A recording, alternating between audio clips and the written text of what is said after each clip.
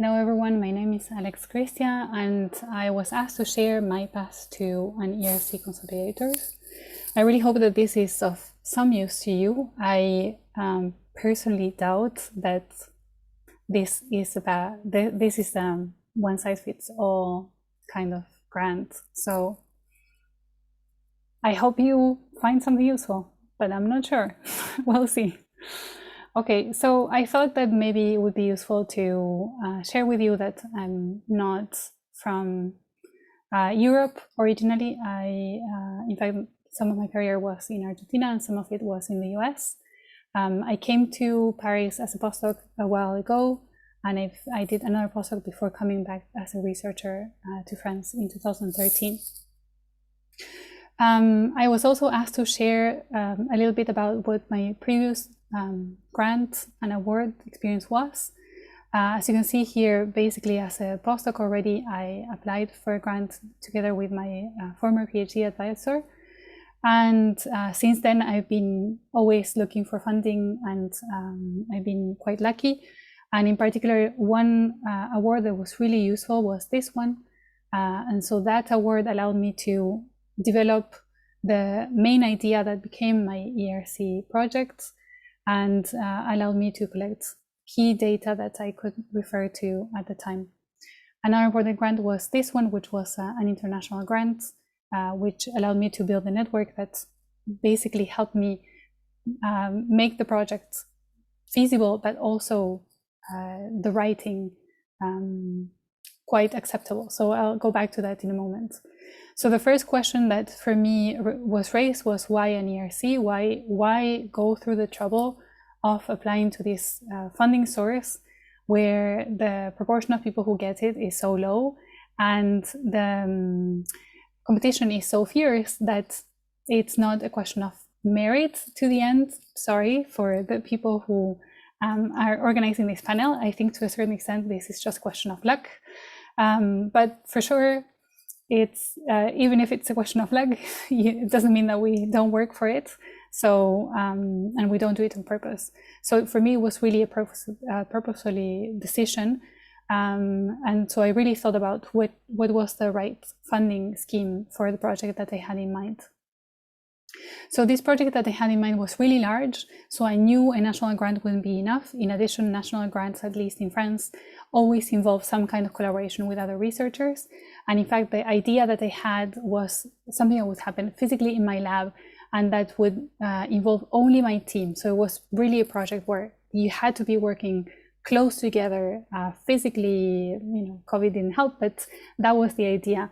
And so it also meant that some of the previous instruments I had applied for, like an international collaborative grant, which could be quite large, wasn't appropriate for the project I had in mind. In addition, the idea that I had was high risk, and that meant that many typical grants wouldn't be a good place to apply. And also, to be perfectly honest with you, I had seen what an ERC project looked like, and I thought that looks really fantastic. It looks like an amazing experience. And I was really, really lucky to see it in my lab. 3 other people had gotten ERC, 2 people had gotten starting grants, and one of them went on to get a consolidator grant. And then a 3rd person had gotten an advanced grant. So I had seen these projects, large projects coming together in the past, seeing how much you can accomplish when you get equipment funding and you get all this salary money. So I was really excited about the possibility of doing this. Even so, I didn't plan things very well. I actually decided to apply on December 12, 2019, according to my records. That I had been hesitant for a very long time. I knew the deadline was in February, and at the last minute I decided to apply. I shortly after met with a senior official who told me that it was way too late and there was almost no point, but I might as well try. And so that's when I started drafting B1. Let me be clear, I'm not saying that everyone should start basically a month and a half before the deadline. But for me, I had a really good idea of what the contents, what the project was, what like the experiments, so to speak, were going to be. So it really was a question about how to convey this clearly, how to motivate this, And I'll go back to what was really hard in the writing, that at least in my experience. So then for the next month or so, I worked on it quite a bit. One of the first things I did is I got together with someone else from my department. I just sent out an email saying, is anyone else applying? And if so, do you want to have some accountability buddies? And so we created a schedule by which we had to finish B1 and B2. And we gave each other feedback, but mostly it was to make sure that we stuck to the schedule and we actually did it to the end. So now that I had the schedule, I created a first version of B1, which I circulated both to people in my own field and to people outside of my field, to make sure that even someone who's kind of in your field but is not especially will be able to understand what you did. And so what I asked them wasn't to give me detailed feedback. I asked them to read these pages in 10 minutes and then give me back their impression. And it could be quite broad, and it could be one paragraph, or it could be one question, something very short. So I asked very little of each person, and I assumed that they would be like typical overworked committee members who have to read a lot of these proposals. So I put a lot of time pressure so that it would read superficially. They would read superficially and still get the gist, hopefully. And so then I created the once I had the B1 was pretty good, I created a B2 by copy pasting into a new document and then writing, like expanding on things. And then that I circulated among specialists in 2 different ways. And anyhow, I asked them, for some of them, I asked them like 2 one-line questions or 2 one-line remarks. Some people send me more questions, but still I was asking something very small from each person. I did share sections of B2 with 3 close colleagues, and I asked those people for detailed feedback. I don't know how many drafts there were of each. I'm saying 10, but there were a lot. I was working on this on and off all the time. When everything was ready, then the final paragraph, that's like the overarching description, that's something I worked with a lot with the senior official at the time. Basically, I would write something and she would say what she understood, and then I would tweak it until she got it.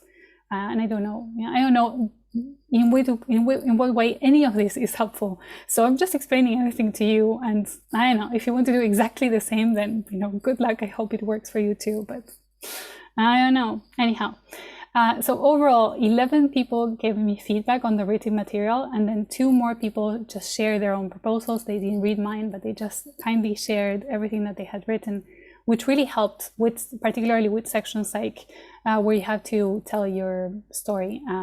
That was an uncomfortable exercise, but by reading how someone else did it, that really helped me. So the hardest thing in this phase of the submission was getting the balance right between the proposal sounding appropriately risky and appropriately feasible.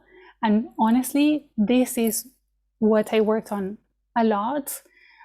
Sometimes I would give the proposal to someone and they would their one-line remark would be, this is never going to work.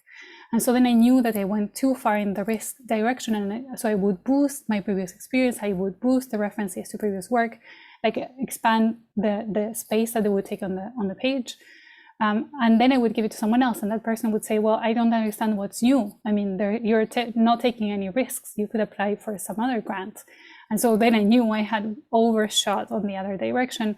And so really what took me a long time and ended up having to do with putting words in specific positions is to getting this balance of innovation. This really sounds like high risk, but I know you can do it. So that's my impression.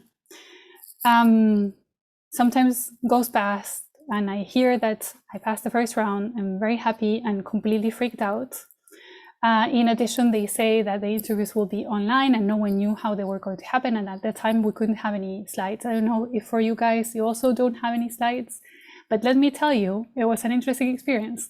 I knew I had to give a 10-minute pitch. I knew it had to be understandable to everyone. I knew the committee was going to be tired and they would be hearing all of these, over and over and over throughout the whole day. So it had to be perfect. And so I first wrote it out and I practiced dozens of times alone until the text was perfect. Everything that I needed to say was there. That was completely useless because then I started to show it to people and people gave me feedback on it. And so at the beginning, I would show it to 1 or 2 people at each week. I would either record myself and send it to them so they could watch it whenever they want, or just do it for them live. And there again, I had people from different fields and not just specialists. And at that point, I basically got a lot of advice on pausing, which you can see I don't do, and gestures, which you see I do, but there really some people gave me feedback about like specific positioning of concepts on space and things like that, because you don't have any slides, so you have to do something where you can help people remember what you're talking about. And then finally, I gave a practice trial in my lab with groups of people. And I did 3 trial runs at CNRS, at DNS, and with my support group, which used to be the person with whom we exchanged the written material, and 1 more person that got added. And so throughout this whole process, 23 people gave me feedback. So I feel I'm completely blessed with amazing collaborators and colleagues who really helped me get this project up and running. The other thing I did is, throughout all of this experience, every time I did a practice, I would collect, like write down all the questions anyone ever asked me, and I put them all together into a document that was 50 pages. So now you're going like, this person is insane. Yes, I did go insane. This took me hundreds of hours, literally, I time log.